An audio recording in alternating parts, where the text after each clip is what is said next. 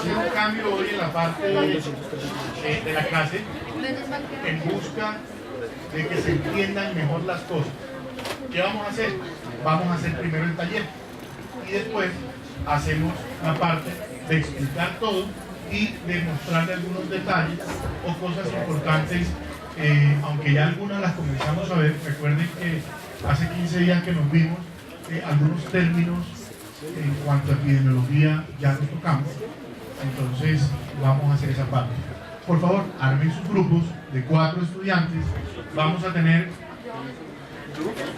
45 minutos para resolver el taller, la guía, y poder en los 45 minutos restantes terminar la parte de magistral y todo lo demás. ¿Listo? Por favor.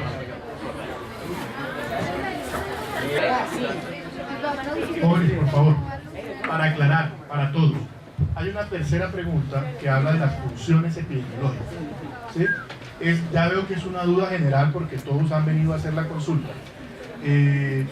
Las funciones epidemiológicas son los usos de la epidemiología que ustedes creen que los autores, los investigadores de ese brote, o las herramientas de la epidemiología que ellos utilizaron para determinar todo, para llegar a las conclusiones que al final obtuvieron.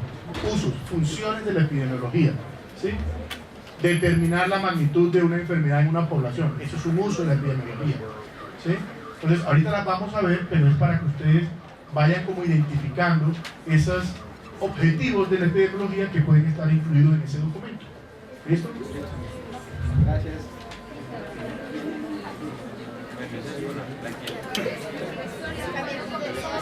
El documento completo que colgó la profesora Ángela tiene 15 hojas. ¿Quién fue el que me dijo que no tenía sino 6? Ah, ese es un texto en inglés que solo ¿Sabes qué decía. pasó? Que alguien subió una cosa que no era y nadie vio el correo que mandó la profesora. Claro. Ese documento. Entonces ella lo volvió a mandar, ese documento. Pero es que inicialmente todo el mundo creía que era un artículo y no era el artículo, era un artículo sobre la historia de este método epidemiológico. Por favor, los que no tengan el documento completo, vengan con una USB, un pendrive y se los copio, que lo tengo acá completo.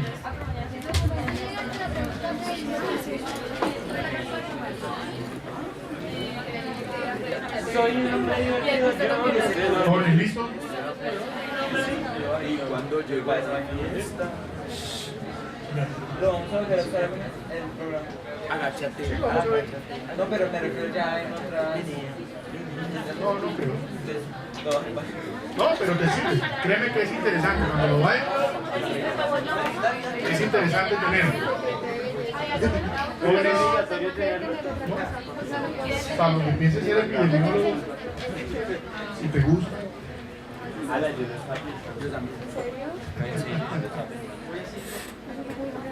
La primera clase que ¿Listo? ¿Qué me falta?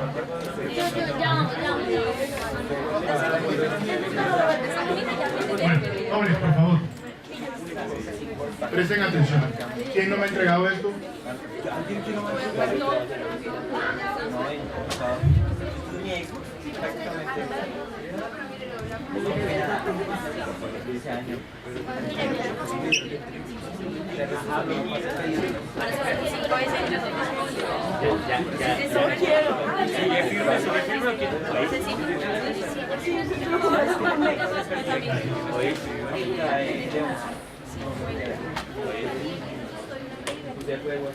Esta imagen que están viendo en pantalla es la vista clásica del Epidinfo 6.4, la versión más antigua.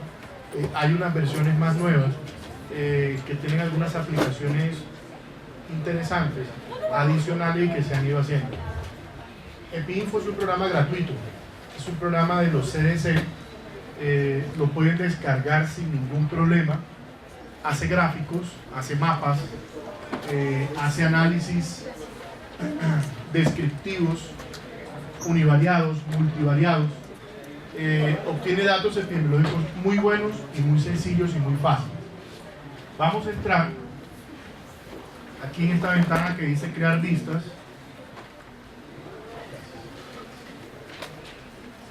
para que miremos el tutorial de Osuego y veamos qué sucedió con lo que ustedes estaban revisando. Les abre esto, vamos a archivo nuevo, aquí es donde lo tengan guardado.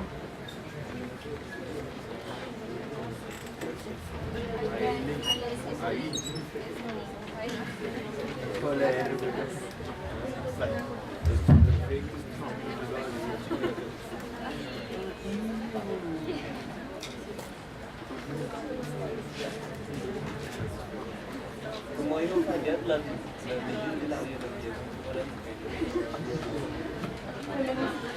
son femeninas las leyes.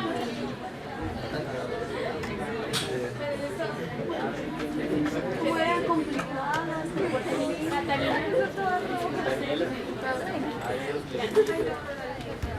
Por los hijos de sus Bueno, hijos. ya yo la tengo aquí abierta, la ventana, para que veamos. Estos son los datos que tuvieron ellos, o que tenían ellos, en el momento de su estudio. Por favor, presten atención, los de atrás, por favor, para que miremos. En esta parte, esto es lo que se llama una tabla de 2×2, donde van a encontrar una serie de situaciones con unos pacientes. ¿Qué tengo yo en esta tabla de 2×2? Tengo unos que comieron algo, un factor de riesgo, y tengo y estar o no estar enfermo, todos, sí o no. ¿Ok? Entonces, yo tengo los que sí comieron helado de vainilla y se enfermaron, y los que no comieron helado de vainilla y se enfermaron. Row eco. Row eco.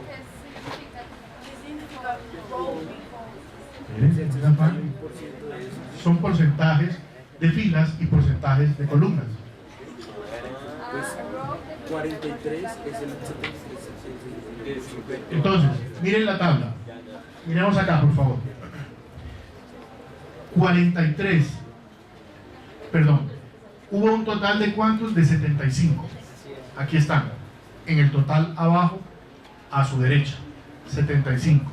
De esos 75, 54 comieron helado. De los 54 que comieron helado, 43 se enfermaron. ¿Sí? Entonces, yo debo hacer en estos cuadros de esta manera el análisis, que fue lo que ellos hicieron. Comenzaron a indagar de todas las personas lo que habían consumido cada uno y se fueron a mirar la magnitud del problema y de cada uno de los factores de riesgo, que son cada uno de los alimentos que consumieron, cuál fue el que mayor proporción de enfermos produjo.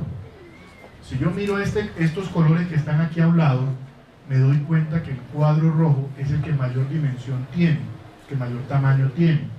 Eso quiere decir que estoy concentrando la mayor población entre los que sí comieron helado y se enfermaron. porque dice que no están enfermos. Pero solo son 3. Son 3. Pero es que yo los puedo tener. No, el hecho de que yo esté en una situación no quiere decir que por el no haber comido algo no me enferme, o que por haberlo comido me enferme. Me explico. ¿Cuántas veces no ha sucedido que vamos a un restaurante, en el mismo restaurante pedimos probablemente la misma comida, vamos a comer hamburguesas, vamos al mismo sitio de venta de hamburguesas y pedimos hamburguesas? La diferencia en las hamburguesas realmente ¿en qué está? En los adicionales que le ponen, porque de resto la carne es la misma. Entonces terminamos comiendo, unos se pidieron una hamburguesa, no sé, con pollo, de pollo. Ah, bueno, aquí le gusta la todoterreno. Otros se piden la costeña, otros se piden, ¿cuál otra les gusta? La italiana, la corralísima. La carne de esas hamburguesas, todas es la misma, excepto los que son de rojo o los que son de pollo. Pero la carne de la hamburguesa, para todas las hamburguesas, termina siendo la misma. ¿Dónde está la diferencia? La todoterreno tiene doble carne, tiene tocineta, pepinillos. La costeña tiene queso costeño, tiene suero, tiene platanitos. No, salsa barbecue no le echan a la costeña. Ah, bueno. Entonces, sí, depende de eso. En los adicionales está eso. Pero realmente, ¿qué es lo mismo y qué es lo común que tienen todos? Que comieron hamburguesa. ¿Sí? Lo mismo sucede con algunas bebidas. Entonces, el hecho de que yo vaya y yo coma lo mismo que él comió y yo me enferme, él no está en la obligación de enfermarse. ¿Sí? Entonces, hay muchas situaciones que se pueden dar en el hecho de personas que no comen y se enferman. O de hecho, los que sí comieron y no se enfermaron. ¿Por qué probablemente yo puedo comer algo y no enfermarme? Defensas altas. Metabolismo de la persona. Esa parte no está. ¿Ok? Esa parte no está infectada. La parte no está infectada. Los mecanismos de cocción. Mecanismo de cocción. Oye, Casi pero siempre. la cantidad, estamos en que se come 2 carnes, La cantidad también. Miren, casi siempre cuando esto sucede, estos brotes de intoxicación alimentaria suceden, es porque la persona que consumió el alimento y se enfermó era un susceptible. ¿Qué quiere decir eso? Que nunca había tenido contacto con la toxina que el alimento tenía. Típica. Todas las personas que van del interior del país en Semana Santa a la costa atlántica y se van a comer queso costeño. La mayoría termina enfermo. ¿Por qué? Porque el queso costeño que se consigue en Bogotá no es el mismo queso costeño que se consigue en Barranquilla, en Riohacha, en el Valle, en Montería, en Fonseca, en CNT, no es el mismo queso costeño. El queso costeño que yo compro en El Éxito, en Carulla, en Olímpica, aquí en Bogotá, es un queso pasteurizado con unos procesos. ¿Alguien sabe cómo se prepara el queso costeño real, el criollo? No quieren, o sea, si quieren seguirlo comiendo, no miren cómo se prepara. Bueno.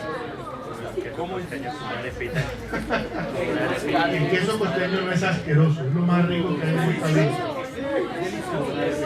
Bueno, por favor, lo mismo, a ver, lo mismo no solo el ejemplo del queso costeño, sucede con los mariscos. Claro está que en los mariscos viene otra situación que es la manipulación del alimento. ¿Sí? Entonces, vienen muchas cosas. Yo iba a hacer una pregunta ahorita. Yo antes de preguntar, porque es que a mí eso no se programa en el computador. Este programa solo sirve en Windows. No está para Mac. Y en vista no sirve, En vista sirve, pero la versión del 7, no el 6.4. ¿Y sabes de algún programa pues que ¿Gratis? no que vaya paralelo a él, pues como No, o que hacen pues no hay. salimos de la universidad? Tocaría tener, no, pero en vista sí sirve. Con XP sí sirve. Pero en vista corre re mal.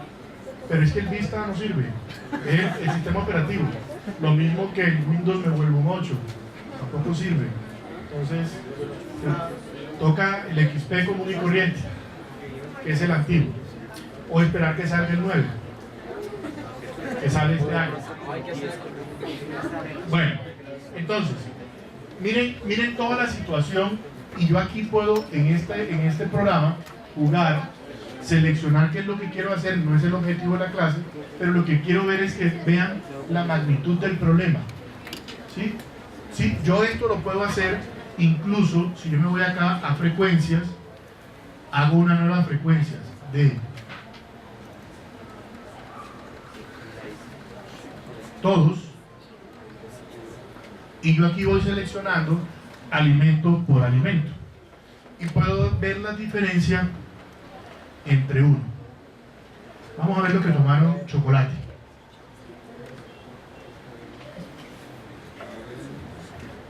Y me cambia, completamente diferente. ¿Sí? Yo puedo ver, y así sucesivamente yo puedo hacer con todo lo que yo quiera. Puedo mirar ensalada de frutas para, y miremos, Pero es como complicado. ¿por qué? No el programa, sino si todos los de café tomaron comieron helado y no se enfermaron, será el café, será el helado. Precisamente toca, eso fue lo que los autores o los investigadores trataron de hacer. Siguieron, pregunta, los investigadores para esta investigación siguieron los pasos del método epidemiológico, ¿sí o no?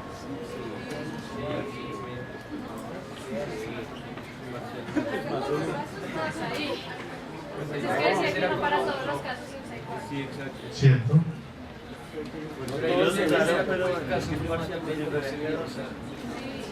¿Se acuerdan la semana pasada que vimos que había 4 cosas que debían hacer?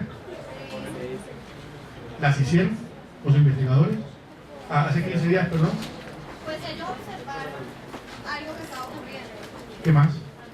Luego, pues sí generaron una pregunta. Una hipótesis. Preguntaron que por qué se estaba enfermando la gente. ¿Qué más? Y después, pues vieron el contexto en el cual estaba ubicado.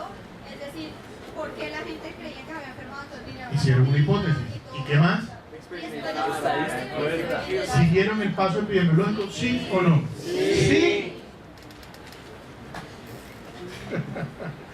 ¿Por qué te da más genio? Pero porque a mí no puede.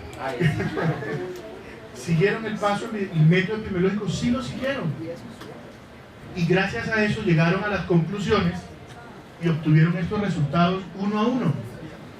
Y podemos verlo de acuerdo y sacar las conclusiones, y tengo porcentajes de cómo demostrarlo. Tengo cómo demostrarlo. ¿Listo? Bueno.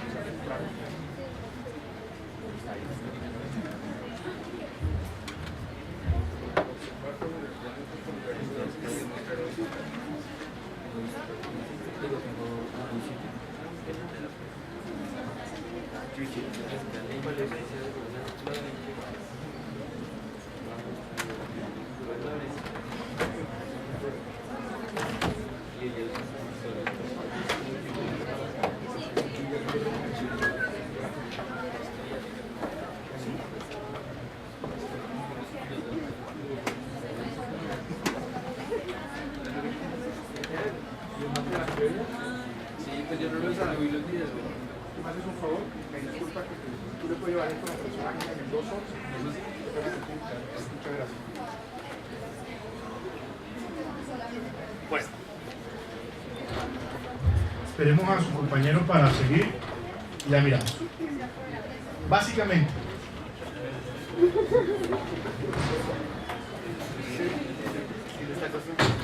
la idea cuál era del ejercicio. La idea del ejercicio era que ustedes pudieran seguir eso que vimos hace 15 días, observar, realizar una pregunta, generar una inquietud del por qué están sucediendo las cosas, mirar a ver cómo se hacen mediciones, seguir unos pasos para poder llegar hasta una conclusión y poder determinar probablemente agentes causales. Fíjense en una cosa y dejemos una tarea sencilla. Van a consultar 2 palabras y me van a decir la diferencia entre las 2 palabras. Una es probable y la otra es posible.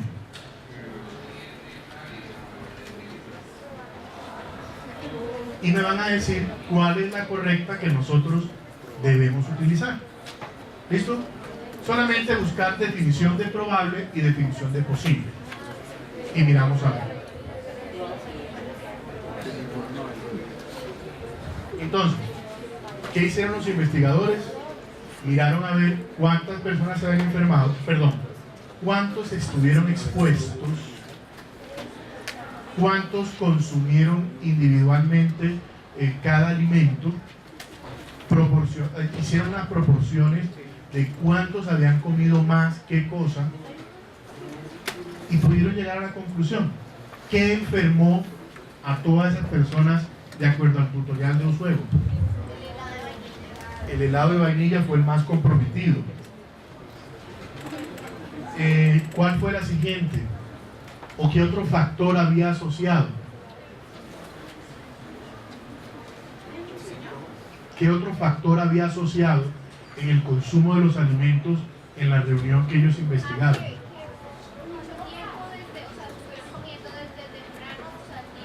El tiempo de exposición. El tiempo de exposición. Gracias.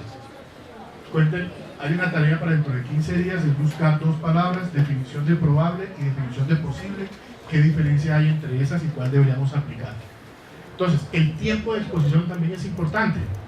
Es diferente consumir yo, coger un pedazo de queso costeño, cortar la punta y probarlo, a sentarme y comerme un plato de patacón con queso costeño. No venden nada por aquí cerca. Bueno, sigamos. Entonces, ¿cuál es la idea? La idea es que el pensamiento epidemiológico me va a llevar a buscar todas esas cosas. Y yo no debo quedarme con nada.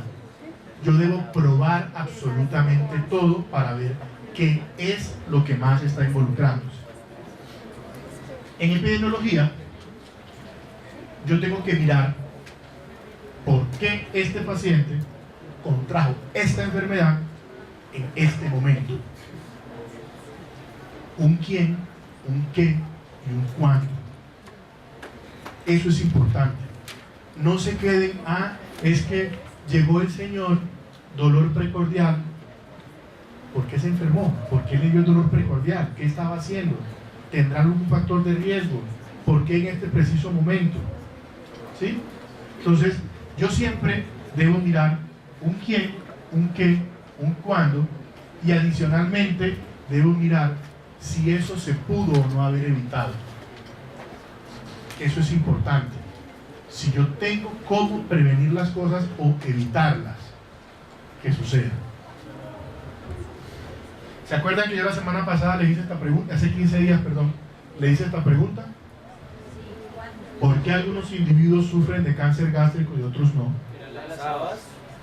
¿Por qué en algunas poblaciones es más frecuente el cáncer gástrico que en otras?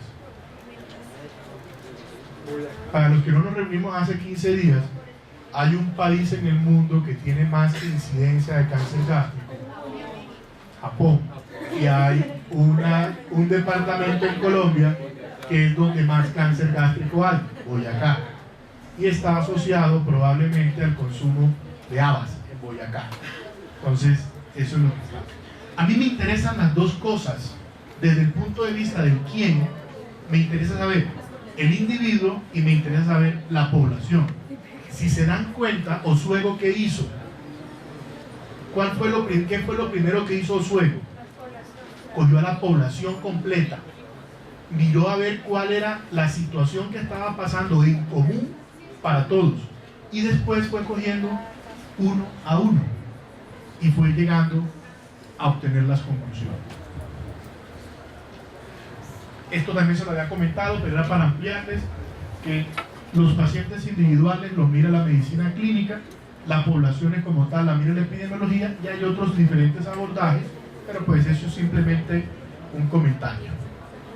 Les preguntaba hace 15 días, ¿qué es epidemiología para ustedes? Aquí vamos a ver una serie de definiciones, no son las únicas que hay varias, solamente traté de, en lo posible, de traer las más claras, las que más abarcan situaciones y las que más nos pueden ayudar a complementar las cosas, ¿sí? Epidemiología como tal viene de descomponer la palabra en esas tres cosas. Epi, que significa encima, demos, que significa pueblo, y logos, que significa estudio. Y así como se escucha, pareciera ser el estudio de lo que está sobre las poblaciones. Significaría epidemiología, pero no es solo eso. No es solamente lo que está sobre las poblaciones, porque yo debo ver muchas otras cosas para poder definir epidemiología. Les decía que hay varias definiciones. Particularmente me gusta mucho esta, particularmente, no quiero decirle no, perdón, esta no, viene otra, la de Laza, qué pena, pensé que era la de Laza que estaba allí, que me la cambiaron. Bueno, es una disciplina que describe, cuantifica y postula mecanismos causales para los fenómenos de salud en las poblaciones. Todos tenían inquietud de los usos de la epidemiología: describir, cuantificar, postular. Ahí tienen 3 usos. Son usos de la epidemiología.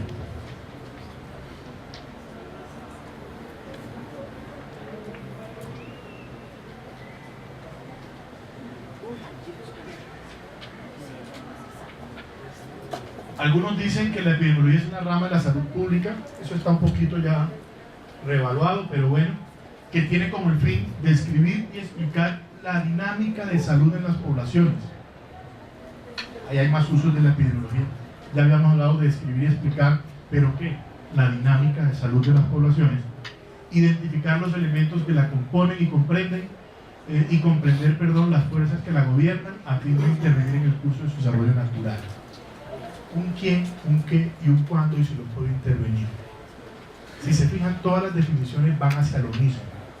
Tienen esas 3 cosas: un quién, un qué, un cuándo y si lo puedo intervenir. Para cumplir sus objetivos, la epidemiología investiga la distribución, frecuencia y determinantes. Esa palabrita ustedes apréndansela hoy y por favor no se les olvide nunca, porque el resto de su vida van a hablar de determinantes en salud. Los determinantes, ¿qué son? Los factores de riesgo que yo como individuo tengo para presentar algo. El solo hecho no es exponerme a una situación, sino que viene una serie de cosas que hacen que realmente yo me enferme. El típico ejemplo: ¿cuántas personas han comido queso costeño? Casi todos. ¿Cuántos realmente se han enfermado por consumirlo?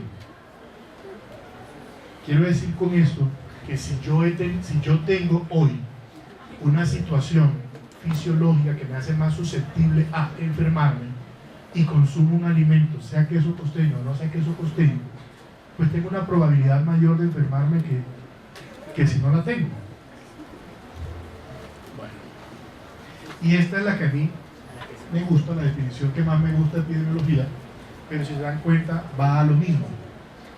Dice: epidemiología es el estudio de la distribución y los determinantes de los estados o acontecimientos relacionados con la salud en las poblaciones específicas y su aplicación al control de los problemas sanitarios.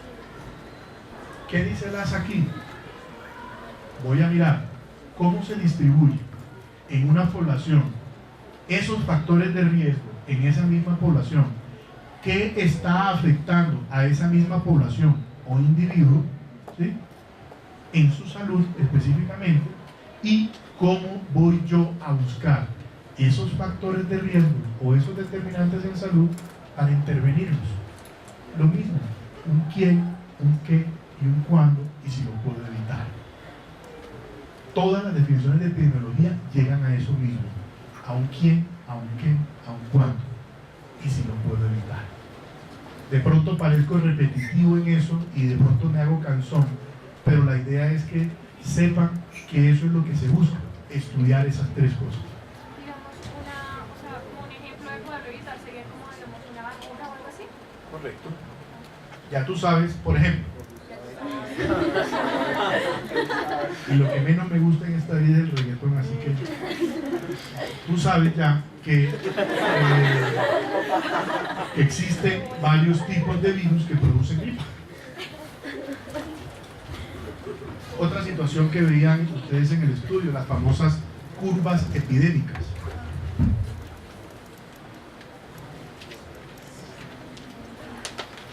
Se lo muestro de otra manera para...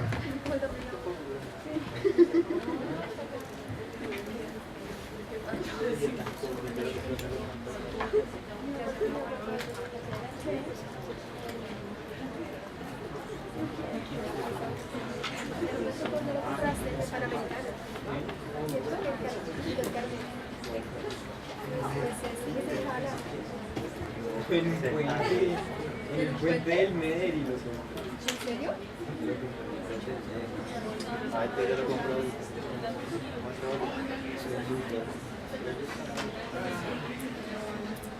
Pero. O sea, que no acaba de cruzar el puente de Claro, diagonal, puente de Claro y para Miren esto, por favor. Esto es morbilidad por enfermedad diarreica aguda en el país desde la primera semana epidemiológica del año a la semana epidemiológica 33, que fue el sábado, este sábado que pasó 8 días atrás. Esto es una curva epidémica, lo que pasa es que es diferente a la de Osuego. ¿Por qué? Porque yo aquí no tengo un caso, 3 casos, 5 casos. Aquí cada punto representa 50.000 casos en promedio. ¿Sí? Aquí tengo puntos en que llego a 65.000, 70.000 casos. ¿Sí? Eso es una curva, una tendencia. ¿Cómo analizo yo esto? Aquí tengo colores por años. Allá tengo los gráficos, la referencia para saber qué color es. O se los muestro de esta otra manera. Esta es una curva, una tendencia o una curva epidémica de cómo se están muriendo los niños en Colombia por diarrea. Semana epidemiológica 1, 2, 3, 4, 5, hasta la 33 que vamos. ¿Y por qué hay semanas que se mueren estos niños? ¿Ah? Porque hay semanas en que se mueren y otros no. Eso es lo que Eso es lo que nos toca mirar, ¿correcto? El otro color que es año 2012 y 2011. ¿Y yo qué hago con esto? Comparar en el tiempo. Y yo les digo, oiga, en el 2011 se murieron 6 niños, pero en el 2013, en la semana 20, perdón, y en el 2013 no hubo muertes. Señora. ¿Tú eso lo considerarías como un valor atípico? Depende. Esos cambios. O tú por ahí, por ejemplo, ahí cómo identificas el valor atípico. Ese no me lo da tanto como este. Por ejemplo, nosotros, y es lo que hemos estado tratando de decirle al Ministerio de Salud, es que se espera que para este año, a partir de esta próxima semana, se presente un brote de diarrea en el país. En el país. En el país, en todos los grupos de edad. Ahora, diferente es que yo les muestre a ustedes este gráfico y les diga que el grupo de edad que más que da diarrea es a los niños entre 1 y 4 años. Entonces, ¿qué espero yo si a partir de la otra semana se va a presentar un brote de diarrea en el país? ¿Quiénes se van a enfermar más? Los niños de 1 a 4 años. Esto es una curva epidémica, esto es una tendencia, y eso es lo que, esa es la idea de